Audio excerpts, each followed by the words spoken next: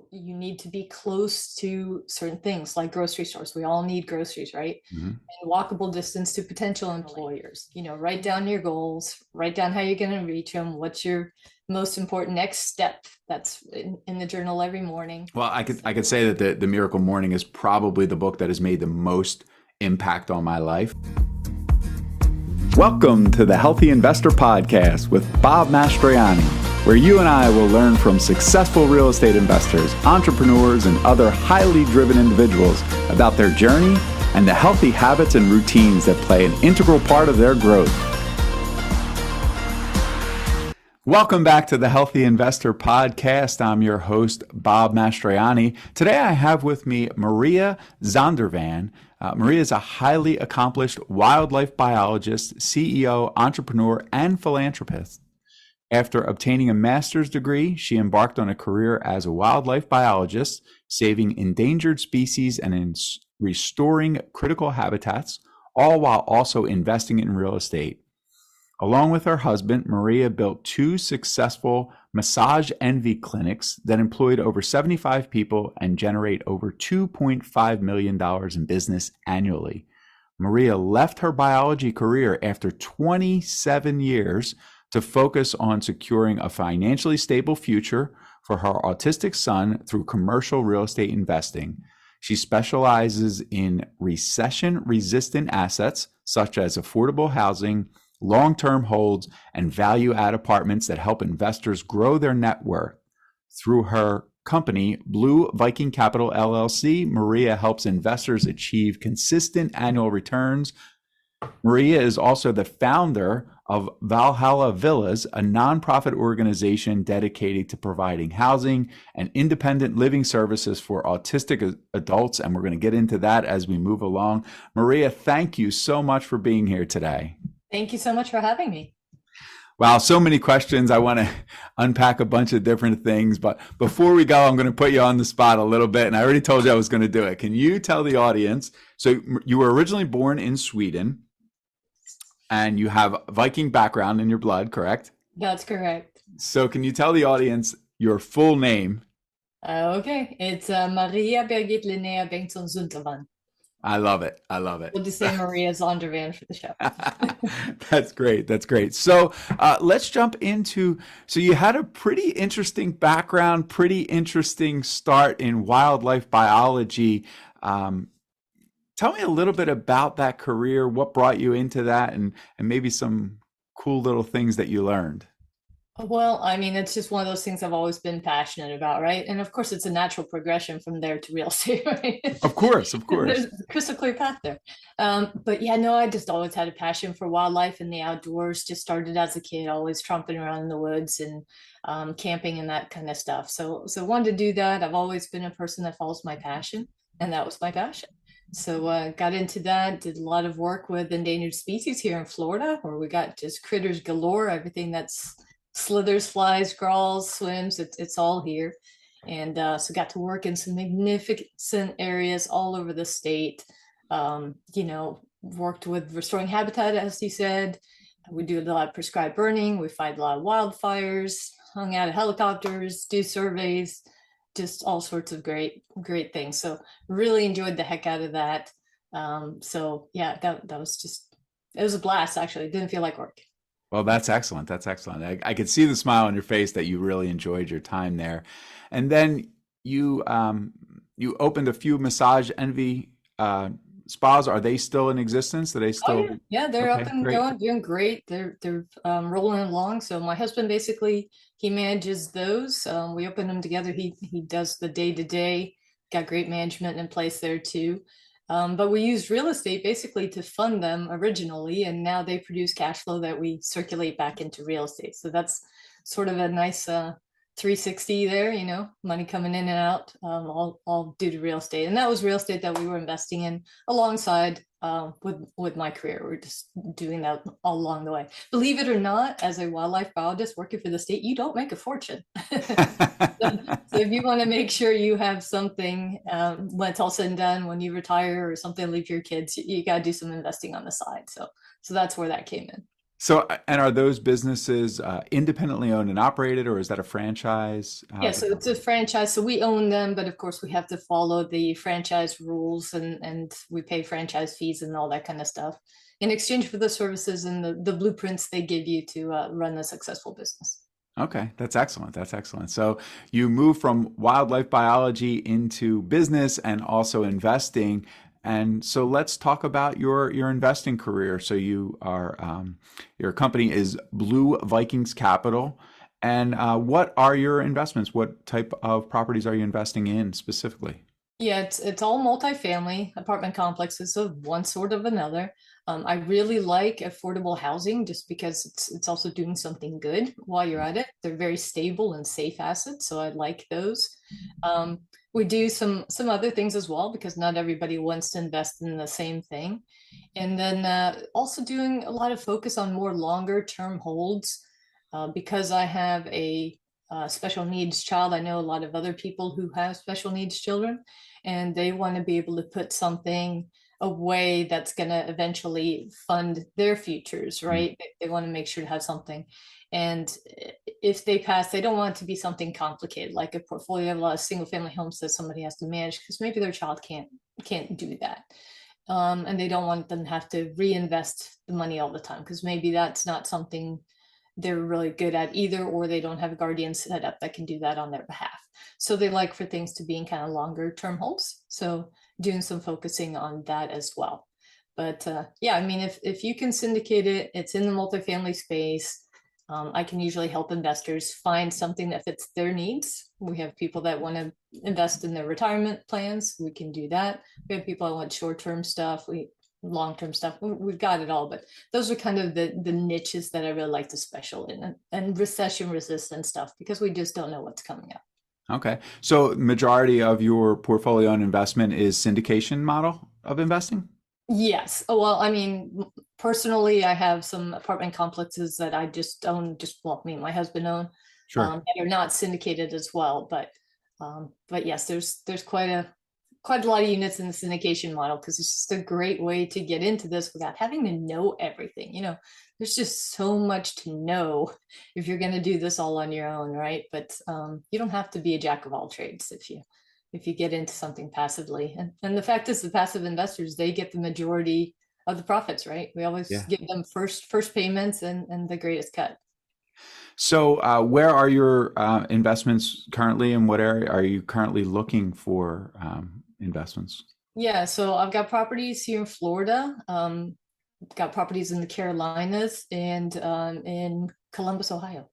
Okay. Okay. So Columbus, Ohio is a little bit of a It's a little out of the range of the others. Yeah. it's a little bit of a distance, but Yeah, right opportunity comes along and the right partners, right? That's sort of the most important that's thing. exactly it. Amazing operators, strong asset, and where there's growth. I mean, we always look for growth, Hmm. and Intel is investing 20 billion with a B, $1 billion in Columbus, Ohio right now to build that huge microchip plant. We ran out of all these microchips during COVID, right? So Yeah. the government and private sector, throw bunches of money at that to make sure we don't have those issues again, right? So this is government-backed money as well as Intel's own money, and it's just enormous. I drove around where they are building this plant, and it just kept going and going and going. I'm like, oh my gosh, all the farms are going to disappear because this is all farmland they're converting over.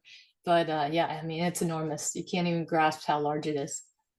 So it's amazing to me that you brought this up, and I didn't know we were going to go down this road a little bit, but my wife and I, as I mentioned before we jumped on, my wife and I were just on a cruise, and we met people and we had some conversations. We said, "Where are you from?" And they said, "Ohio." And then a little while later, we met some other people and we said, "Where are you from?" They said, "Ohio." We met three different couples on the cruise that were from Ohio. Really? And in the What happened? conversation, yeah, I said, I invest in real estate. I'm in a real estate investment group. I said, some of the people that I know through real estate investing focus in Ohio. And I said, what do you see in the real estate market there? You live there. And I was educated about Intel. What everybody's talking about. Yeah. Yeah, yeah. So that's a really interesting value add, and you can obviously see employment growth coming to that area, right? Jobs growth and money coming into the area, and that seems like a good place for investing.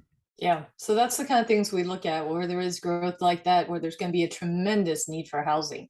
They're going to be employing a lot of people, and Mhm. they're not all going to come from people who are already living there. So they're going to need more housing. Yeah.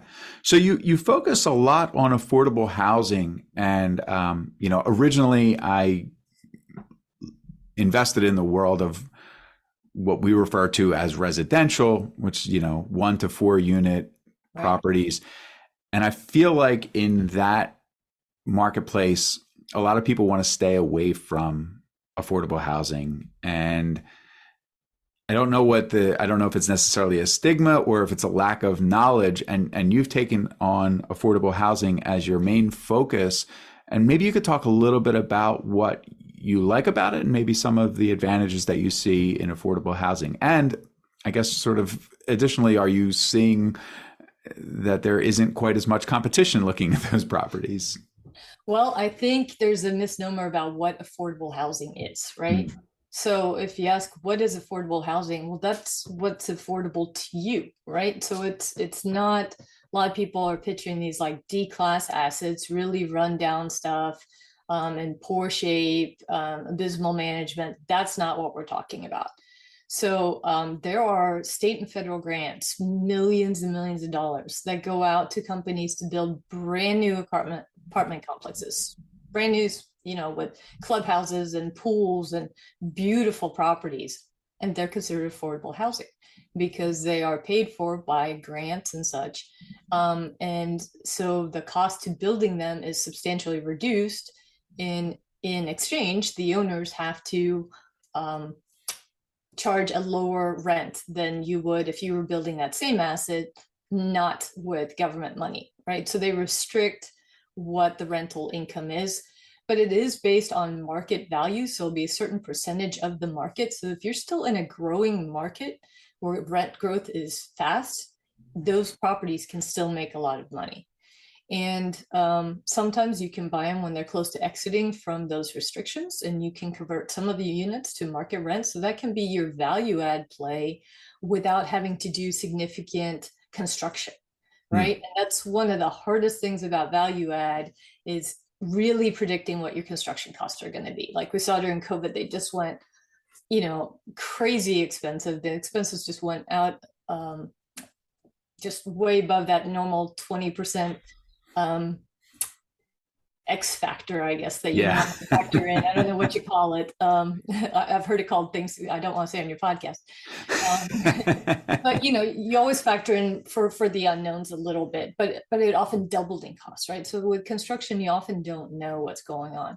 But these properties have sunset periods where you can start pulling some of them out of affordable housing and bringing them up to market rents. Now, we usually don't bring them all the way up to market rents because we want to still keep things affordable, but nonetheless, it allows us to grow the value of the property without doing a heavy lift kind of construction property. And So that's what I like. But I do not invest, just to be clear, in these really scary rundown stuff, which I'm sure there is probably less competition for.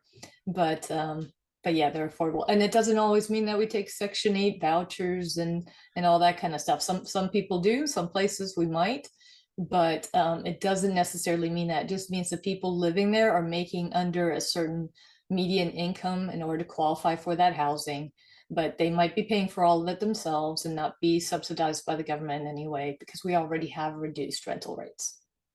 that's a great explanation. Thank you for that clarification because I've done a little bit of research on my own, obviously trying to learn the difference because I think sometimes people hear the word Section 8 or they hear the word affordable housing. And, I have a friend who is very successful owning and operating Section 8 properties. And, he has very specific standards of which type of tenants he's allowing in those properties and where their income level is too. And I think there's some confusion in that, right? And just Right. because someone has a Section 8 voucher doesn't necessarily mean that they don't have any income. It just means that they're receiving assistance for a portion of their income. And then again, affordable housing doesn't necessarily just mean that someone is receiving some sort of government assistance or voucher or something like that. So I appreciate you clarifying that, because this is something that we really have not had a deep dive in on this program yet. So that's really Great, cool. great. Glad I could clear that up.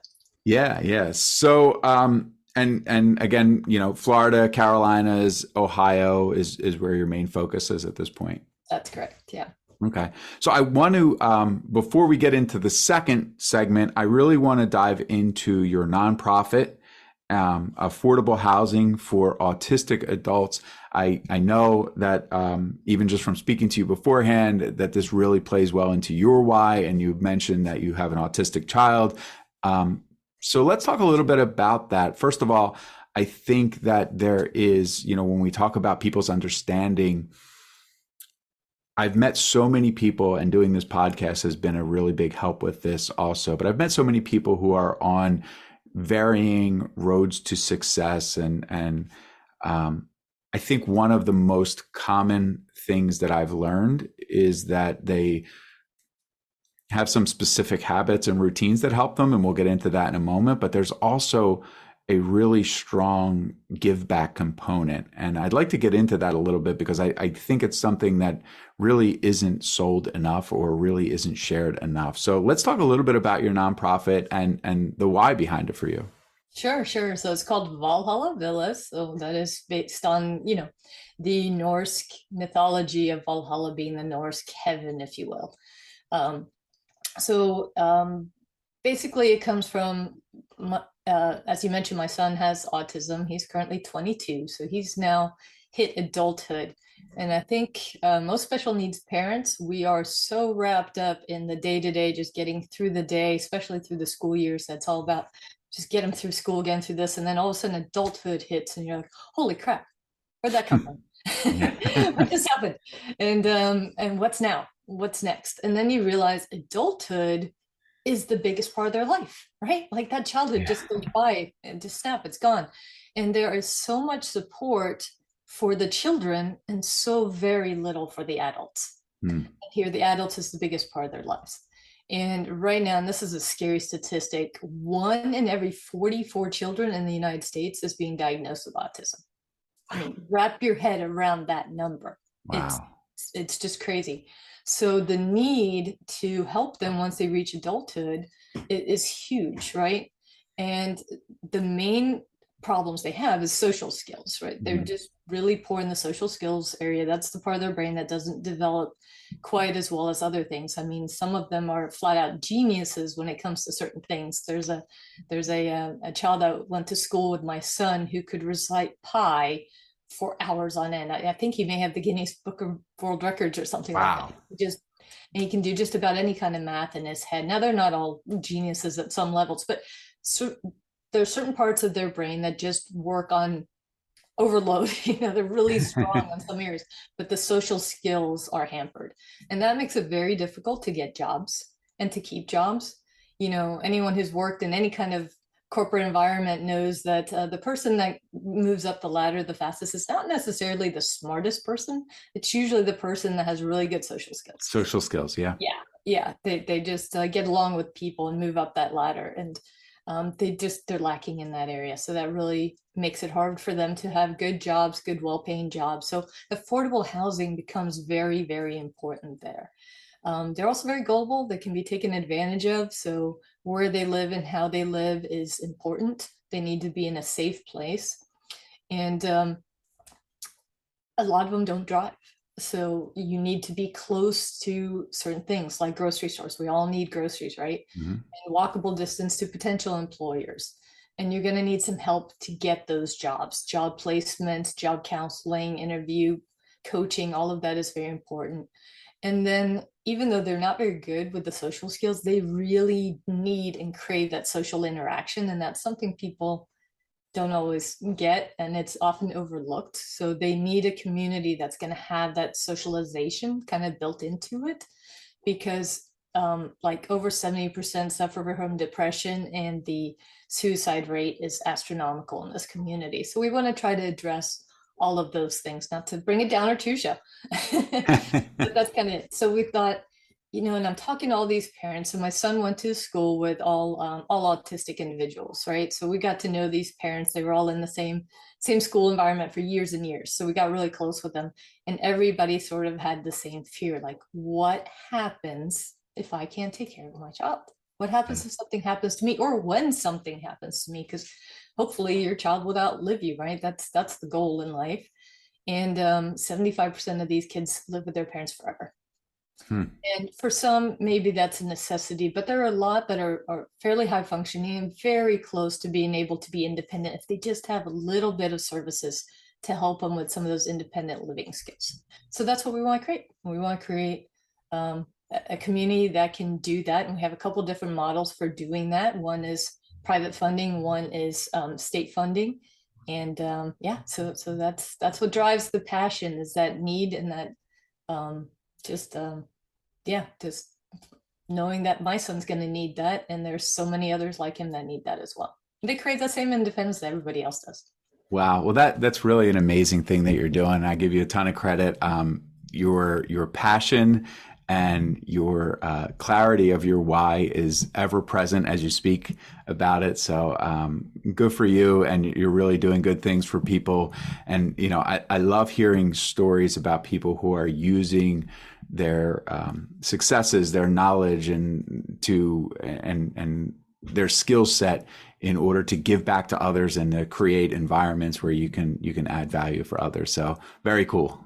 Thank you. So I want to move on to the second segment. This is the Healthy Investor Podcast, and I love to talk to entrepreneurs and investors and talk about habits, routines. What sort of habits and routines play an integral role into your life? Well, I am very routine oriented. So okay. I always do my miracle morning routine. And for any investor who isn't, or any listener that isn't familiar with that, you do your savers, your life savers in the mornings, right? So you have your silence. So that's your meditation, and just taking a couple minutes to and quiet your mind before you look through your day. And then you do your affirmations. That's the A. You speak them aloud, and then you visualize how your day is going to go. And all of this is based on planning your day the night before. That's another routine I have. Like, know what the next day has going, because your mind will start working out those problems in your sleep, even if you don't know it. And then in the morning, you can visualize what that day is going to be. So that's the V, is the visualize. The E is exercise. I exercise every morning, 2-mile walk, and then I hit the gym.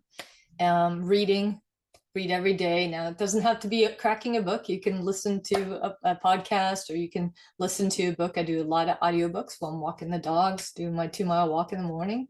And then the final S is for scribe, and that's journaling. Write down your goals, write down how you're going to reach them. What's your most important next step? That's in the journal every morning. So those habits are what drive you forward, for sure. Wow. I'm sure you saw my face light up the moment you mentioned the Miracle Morning, and I'm a fellow Miracle Morning advocate. I found the Miracle Morning in 2016, and it sort of changed my life. I found it by listening to a podcast that Hal Elrod was on.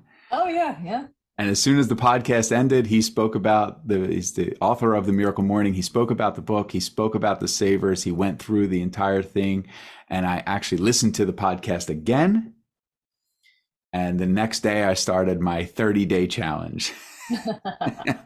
And, interestingly for me, so I guess over the first few years, I did it like 600 and some days. I think it was 635 days over the course of the first 2 to 3 years. And then I've had some periods of on and off, and I'm pretty consistent on at this point. It's, 6 to 7 days a week. I do my Miracle Morning. My affirmations are very important to me. My journaling is very important to me. My reading is very important to me. I found that all of them are important. So I try not to decide which is more valued over something else when time becomes a constraint. The only thing that I do differently now than I did in the past is that I actually exercise first.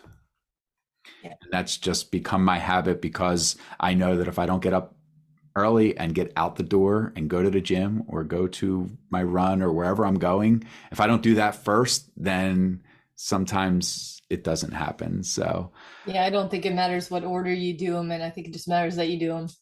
yeah, yeah. So when I first started the Miracle Morning, I knew nothing about meditation, and I I guess I was a reader at that point. I had already been down the road of reading a bit every day, but really visualization was tough for me too, and it took a little bit to get a hang of all of it. Did you have any of the savers that were of specific struggle or became more uh, open to you once you started using them? Or? Yeah, I have troubles quieting my mind, the Hmm. silence. Okay. It is really hard to keep the to-do list from creeping in to my head. Especially since I'm pre-planned my day. It knows where I'm going and I gotta push it out and just really silence that mind. So that's hard for me. Just 2 minutes. I'll set a timer. I'm like, you can keep it quiet for 2 minutes. And usually I fail, but I get closer to 2 minutes every time I try. Yeah. Well, I could say that the Miracle Morning is probably the book that has made the most impact on my life, and it's the book that has brought me to asking these questions of what are your habits, what are your routines, because when the Miracle Morning became a part of my life, I realized what a habit and a positive habit could mean to your life. So very cool. I really, it's awesome that you're doing it. I know there's a couple different, I'm looking over off screen here to my bookshelf because I have a couple versions. I have the Miracle Morning, but I think there was one that was for real estate agents or maybe real estate investors. There's a couple different Miracle Mornings, but cool. Only read the original.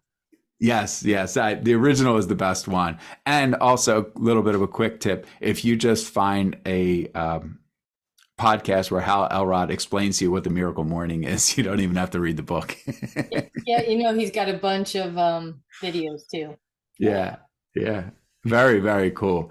Um, so, how does that affect your business? How do you once you've done all of those things in the morning, you've gotten your day organized. How do you feel that affects throughout the rest of the day?